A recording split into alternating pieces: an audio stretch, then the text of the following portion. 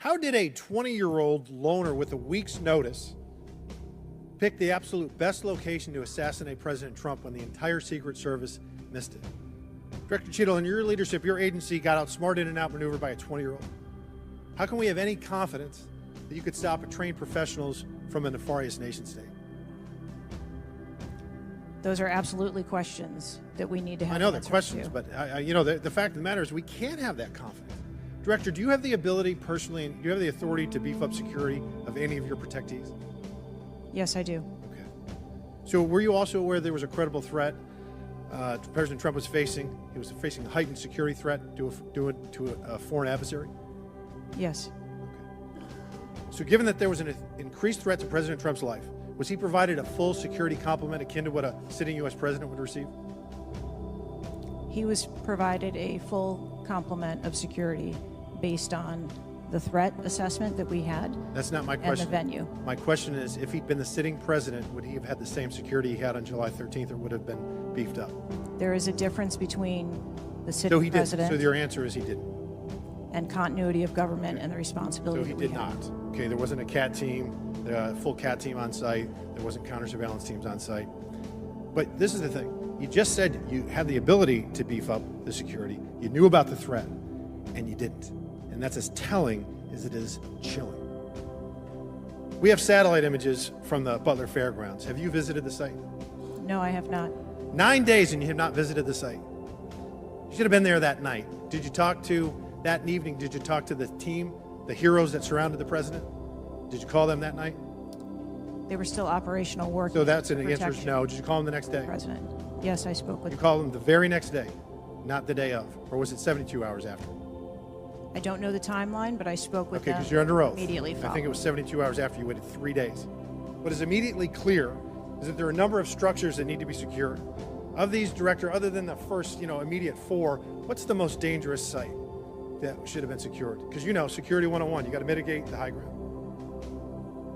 Yes. Okay. Do you know what the next most dangerous site? What was the closest structure to the president, other than the 4 immediate ones that you had your counter sniper teams on? There are a number of structures around that event site. You know who the shooter knew? The shooter has visited the site 2 more times than you have, and he had a drone, and he picked the AGR building. So you said, do you remember in an ABC interview you did that you didn't have people on the roof of the AGR building because you were worried about safety because of the slope? I recall that statement. Okay. Does the Secret Service have a written policy you can share with us about sloped roofs? No. Okay. So why'd you act like there was one? Because is it your practice to comment on enormous events of enormous national implications when you're ignorant of the facts? That's rhetorical. So here's this thing with the slopes. You go all the way up to like 1812. You can go to a 112, which is about as flat as you can get without it being completely flat. And you're saying that there was a danger, safety concern there. But the problem is, Director, you put your counter snipers on a 312 roof, which is steeper than the 112. And by the way, the 112 is ADA compliant. You can build a ramp for a wheelchair on a 112 roof. So these are nothing but pathetic excuses, and they make no sense, and they're a bunch of cow dung.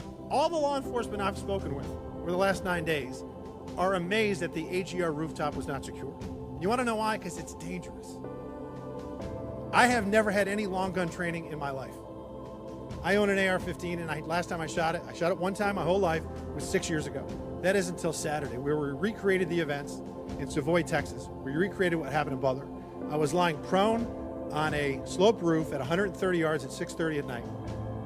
And I knew that he had a scope. I didn't know what kind, red dot or magnified. So I shot 8 rounds from both. You know what the result was? 15 out of 16 kill shots. And the one I missed would have hit the president's ear. That's a 94% success rate. And that shooter was a better shot than me. It is a miracle President Trump wasn't killed. Corey Comparatore's life is over because that damn shooter made it on the roof. And it wasn't the roof that was dangerous. It was a nut job on top of the roof.